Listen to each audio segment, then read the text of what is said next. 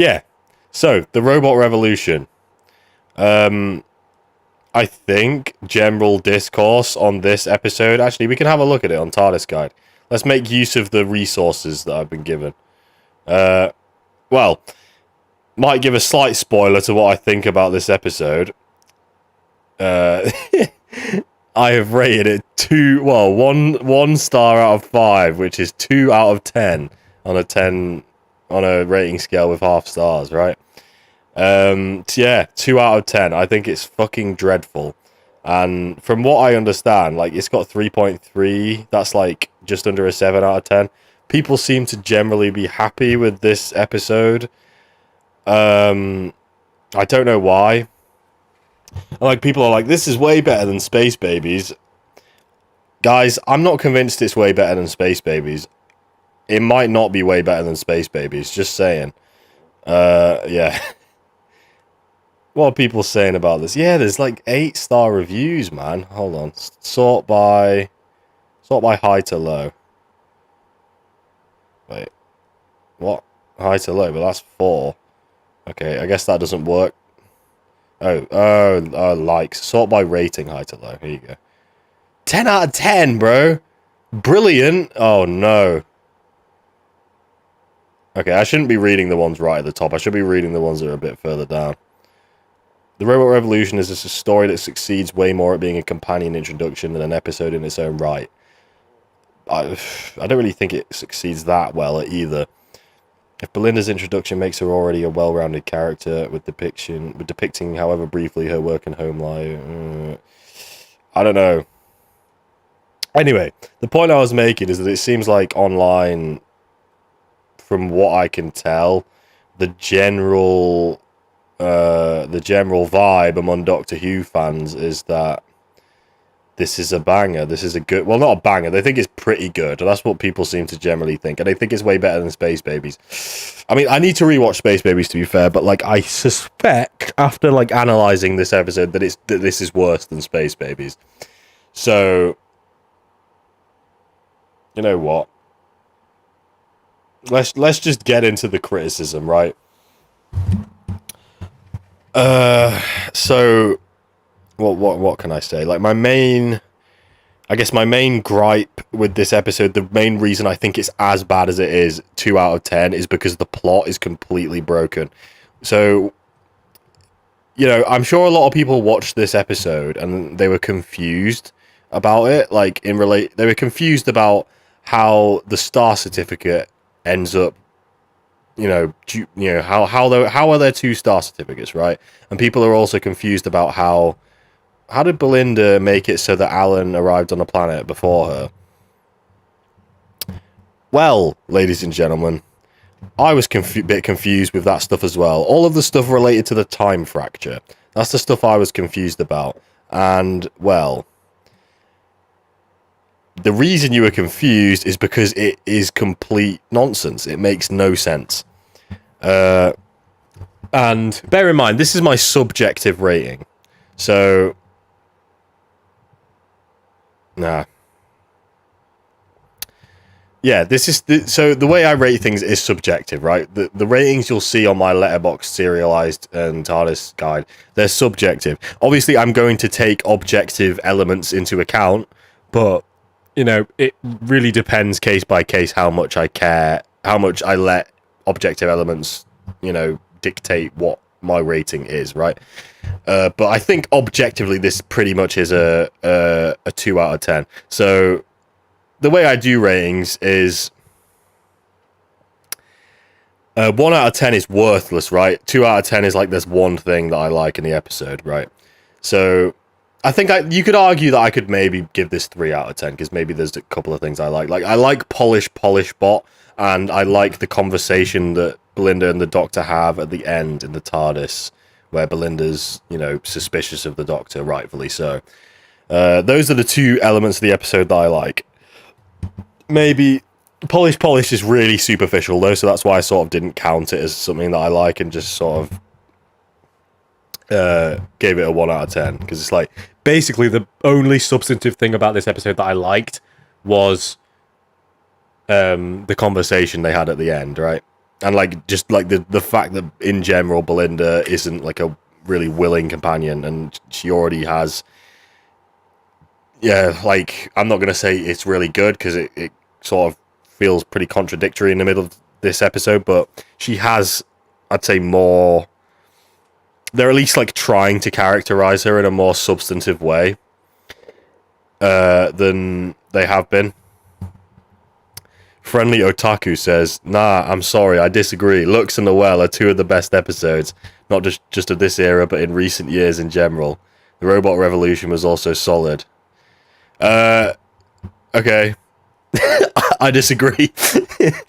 But to be fair, I knew when I was going to start this new content, everybody was probably going to disagree. A lot of people are going to disagree with me, but I'm going to state my case anyway. If you want a summary to begin with of like what I think of the 3 episodes so far, just like quick summary. Robot Revolution I think is dreadful. Lux I think is fairly bad, but I do need to rewatch Lux, I think. So I'm not like 100% like convicted on that one. And The Well I think is like decent. I think the best I can say for it is that it's decent. So, you know, take that as you will. Back to talking about the Robot Revolution. So, yeah, I've scripted an entire video analyzing this Robot Revolution episode. I probably won't finish the video because I just don't think it's relevant enough. But I was having fun, man. I was having fun editing it. Anyway. Yeah, the main issue I have with the Robot Revolution is that the plot makes no sense, right? So the main issues with the plot are the fact that the time fracture doesn't function on any level, right? So I would argue that like pretty much all the main actions that cause the events of the episode are time paradoxes, because Russell's written them in a way that the time fracture makes no sense. So the way the time fracture is presented in the story, it seems to us that, you know, you hit the time fracture, right? There's a time fracture which is between Earth and planet Miss Belinda Chandra 1. You hit the time fracture and you pop out of it at the other side at a different point in time. That's what the time fracture does, right? I think we can agree that's what it does. It seems like that's what it does based on the episode. Yeah. So the 3 main plot points that I would say are time paradoxes are so we are told that robots from the future go to Earth to collect the star certificate, and then on the way back they hit the time fracture and they get shot back 5,000 years, so that the star certificate becomes the creation myth of the planet, right? Now, that's how there are 2 star certificates there at the same time. Now, tell me if I'm wrong, but why if the robots well, it's a time paradox on its own, right? Because if the robots go to get the star certificate from Earth, bring it back, take it back to the planet, and it becomes the creation myth of the planet, they would already have it on the planet. So why would they need to then go and get it in the future? That's a time paradox. That doesn't work. Yeah. It just doesn't work. And then another element of that is that at the end of the episode, the Doctor says that he's closed the time fracture, which I assume, and it's a time fracture. I don't know exactly how it works, but I assume that means that you can't like hit the time fracture at any point in time from the point at which the Doctor closed it and into the future. So the time fracture wouldn't have even been there for the robots in the future to go and get the star certificate, hit it, and then go back 5,000 years. Like, what? Like, it just doesn't make sense. And now, the other 2 main time paradox points are the fact that, what is it?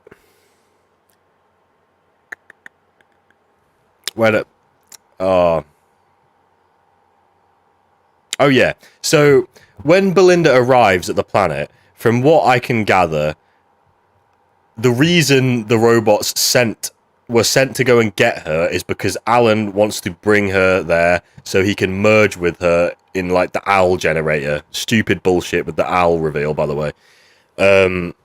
Why? Yeah. So I think that's a fair inference to make. Like it's never explicitly stated, but the fact that she's brought to the planet, taken off the ship, walked into a room, and she's just told, okay, you will be married with the owl generator and merged with it. So I think it's fair to assume that that is the reason why she's been brought there, right? So Alan has sent for her for that reason, yes?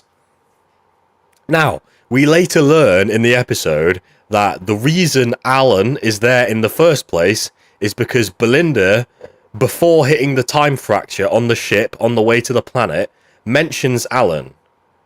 And that they should go and get him because he bought the star certificate, right? Now, how does that make sense? So, the way they found out about Alan in the first place is because she told them about Alan before they hit the time fracture. Now, maybe the time fracture isn't explained very well, but from what I can tell, it shoots you out the other side of it at a different point in time, right? So, when Belinda mentions Alan on the ship, I assume the only people who heard her say that are the two robots on that ship, right? And even if there were more robots we didn't see, it would only be robots on that rocket who heard her mention Alan, right? Therefore, for that to be the reason why Alan is abducted in the first place, the robots on that ship would have either had to go themselves to get Alan and then hit the time fracture on the way back and be sent back 10 years, or they would have had to let other robots know after they'd hit the time fracture to go and get Alan, right? But we didn't see that. We didn't see this happen. The robots just escort Belinda into the building, and they know that they seem to be just taking her to Alan. He's there already. It's like they already know he should be there, even though there's no way they could have done because they didn't know about him until. Do you see what I'm trying to say here? Like, I'm not explaining it in the best possible way I can, but like Russell has written it. He's just, from what I can tell, Russell's just written a story where he's like, oh, time fracture. I can just write in anything I want, regardless of if it makes any sense. Like, this, just because they're hitting a time fracture, it doesn't mean you can do anything with the story. Like, events still have to follow from A to B, even if there's time jumps. Do you get what I'm saying? And there is no way that you can. There's no through line for Belinda. There's no through line. It's like the reason Alan. Belinda is on planet Miss Belinda Chandra 1 because Alan sent robots to go and get her. But the only reason Alan is there in the first place is because the robots that Alan sent to get Belinda were told by Belinda to go and get him. Like, it doesn't work. Like, there needed to be some other third party present to find out about this before, like, well before they hit the time fracture. And they needed to show us, communicate this to the other robots and go and get Alan, but they don't. And then it just doesn't function. It doesn't function. It's completely broken. Like, it's all nonsense, the plot. And yeah, almost nothing makes sense, right? So they get to the planet. I've talked about the every ninth word thing. I spoke about that in my video, which is not coming out, so you haven't heard me talk about it. But yeah, Alan. Yeah, the every ninth word thing is bullshit. So the robots can't hear every ninth word, right? How does that work? Is it that they can't hear every ninth word that everybody says in total, or is it every ninth word that each person individually says? Because, you know, if it's every ninth word in total, nobody would be ever be able to keep track of, like, how many words the robot is on, right? Therefore, yeah, It doesn't make sense. So it has to be that the robots only can't hear every ninth word that each person says individually. But that's also really stupid because, you know, once Belinda discovers that about the every ninth word thing, she doesn't know how many words she's already said to the robot. So why she's just really lucky that she's on the correct number of words. And then, like, anyway, it doesn't really matter. I don't even need to explain why it makes no sense. Like, it doesn't make sense. And then they don't even, like, treat it properly because at the end, like, it seems like the main objective that the Doctor and the rebels have in this instance is to basically give them the element of surprise to shoot at the robots. That seems to be the point of using the every ninth word thing in that scene. Except the whole time the Doctor is talking in a way that the first 8 words, all of the, you know, the first 8 words all make a coherent, you know, are all coherent together, talking about the history of the planet. And then every ninth word is a code word. But then right at the end, he says, the time is now being the ninth word. So he builds up to, like, the signal for the rebels to shoot at the robots with the words that the robots can hear him saying. Why? That just completely defeats the purpose of the code.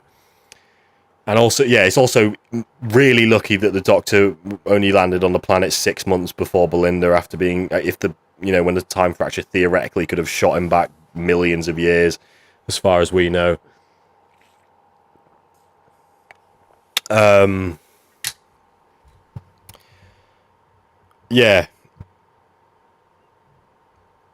Yeah, basically the plot is complete nonsense. It makes no sense. I'm not going to go into any more detail about that, but, like, basically every major element of the story is caused by plot contrivance. Sorry, every major element of the story is caused by time paradox, which is a plot hole. They are plot holes. That, like, it's broken as fuck. It's completely in pieces, the plot of the story. Basically all the characters are not very well written. Obviously, the Doctor, turns off the power in a hospital and probably kills a bunch of people on life support. That's very out of character, and he just goes, oops! Yeah, the Doctor also... Oh yeah, at the end when Alan gets turned into a cum, he gets turned into a cum. The Doctor laughs. He laughs at that, even though it's established like 2 minutes before that with every ninth word, Alan was begging for help and that he was in pain. The Doctor would never laugh at somebody's death like that, even if they've, especially if they're, like, showing remorse like that and, like, begging for help and saying they're in pain. He would never laugh at that. He oftentimes isn't gonna. He generally doesn't even find death funny when it's somebody who arguably deserves it. Like, it's just completely out of character. Belinda, I'd say, is the strongest character. Like, she has traits. Like, you could, like, there's like some level of through line throughout a good amount of the episode. As in, like, you see the 17 years ago part, and she's clearly, like, quite meek. She sort of lacks assertiveness, and she's allowing Alan to, like, treat her in a bad way maybe because of naivety or inexperience. Then you see 17 years later that she's much more assertive and much more distrusting of other people. You see that in just the general way she acts throughout the episode, and you see that especially in the conversation that she has with the Doctor at the end of the episode, which I think is the best part of the episode. And in general, she's pretty consistently written, apart from the chunk of the episode where she decides to give herself up and be taken to the Al generator. So basically, she's adamant that what's happening isn't her fault, right? Which I agree, it's not. Like, the episode seems to think that she's saying this is all her fault, and that's true. It's not. Like, well, okay, it is her fault. The episode tells us that Alan is only on the planet because she sent the robots to get him. But like, there's no Belinda shouldn't be expected to be responsible for a time paradox, which is a plot hole that doesn't make any sense. Like, do you know what I mean? Like, if I said something and a time paradox magically occurred and it ended up causing, you know, lots of people's deaths, I wouldn't think that would be my fault. Like, that really wouldn't be my fault. That's the universe's fault for time paradoxing, you know? Anyway, it sort of like, she's pretty badly characterized in this section because she's characterized as very assertive, confident in herself, and she's like, no, she's adamant that it's not her fault. But then the fucking stupid Manny guy's like, this is all your fault. And like, for some reason, within about 2 minutes, she goes from adamantly deciding that it's not her fault to deciding that it is her fault and that she should sacrifice herself. It makes no sense. And that the Manny character is stupid as well because it never tells us why he's blaming her for what's happening. And like, we do find out later on that, like, technically the story is telling us that it is her, that she did cause the events by getting the robots to go and get Alan, but Manny didn't know that at the time when he was accusing her. Belinda didn't know that when she decided to admit that it was her fault. So it just makes no fucking sense at all. There's like Manny's literally just generic antagonistic guy who's just like look, this episode really struggles from pacing. Like, I assume they probably wanted to make the middle bit of the episode, you know, longer, but they can't. And, you know, like, sure, like, I think Doctor Who would benefit from being hour-long episodes, but like, the show has there's plenty of excellent 45-minute Doctor Who episodes. So, you know, just get better. Write your script better. Yeah, and then obviously Sasha 55, like, overly forced, like I don't get, like, what is it with this bullshit of the Doctor crying all the time? Like, why? I'm not gonna get deep into that, but like this, we as the audience are not gonna care about Sasha 55's death, so like, it's gonna just come across as cringe when the Doctor cries, right? And even though Sasha 55 wasn't on screen for very long, they could have done a way better job of like, you know, just showing us what her dynamic is with the Doctor if they've spent 6 months together. And they didn't do that. They could have made it at least, like, better, but she's the most, like, bland person I've ever seen in my life, right? It's just bad. But yeah, conclusion is, plot is completely fucking broken, and like, because of all the time paradoxes relating to the time fracture, the world building of Miss Belinda Chandra 1 is completely broken. The Doctor is written out of character. He kills people in a hospital and doesn't even notice or care. He laughs at the death of somebody who was pleading for help. Yeah, that whole scene at the end is stupid anyway, because it's like the scene can't decide if Alan is actually begging for help or if he's actually evil. It's really strangely written. Like, this script, like, is the most first draft ass bullshit I've ever read in my life. Like, legitimately, there's so much wrong with it. It's absolutely full of issues. And like I said, the only thing I like is the conversation at the end where the Doctor's like, yo, come with me, travel with me. And then Belinda's like, oh no, but Sasha 55 trusted you and she's dead. And you see the Doctor's like, the Doctor tries to laugh it off, but it's not working. And you see his smile slowly fade. I thought that was a really good performance. And that, you know, that's an interesting dynamic to have with a companion. And I thought that was pretty interesting. Like, that's the one thing I liked about it. And the one thing I thought was well done. But apart from that, it's just a complete fucking mess. Like, absolute dog shit. So, there you go. There's my justification.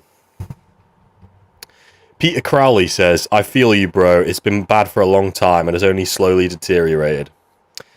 Yeah, well, slowly deteriorated. I would say that, like, what we are getting now is still better than the Chibnall era, I think. But, yeah, like, the show hasn't been good for ages. And, you know, I mean, maybe some of you are surprised at how, like, badly I'm ripping into this, but I think I was, like, really, like, blinded. I was like looking at the R2D2 era through rose tinted goggles when I was doing reactions to the 60th specials and series 1 of this new era. I was looking at it through rose tinted goggles because I was just because the Chibnall era is so terrible. I was just so excited that there was actual quality elements. There are like good elements in some of these new episodes. Like, they do exist. So I was excited about that, and I just, you know, I allowed myself to get caught up in it, and you know, think it was better than it was, right? And then the more I think about these episodes after they come out, the worse and worse they get. And just to clarify, there's plenty of older Doctor Who episodes from like the RTD first era or the Moffat era that have flaws. Like, there's plenty of those episodes that have a bunch of flaws, but quite often they have lots of redeeming factors as well. And that's the problem with the Chibnall era and this new era, is that there's really not enough redeeming factors to make up for the dog shit, you know? Fuck me, I've been yapping. How long are we in? 49 minutes. Well, you can talk amongst yourselves, class. I'm going to the toilet real quick, and then we'll discuss looks.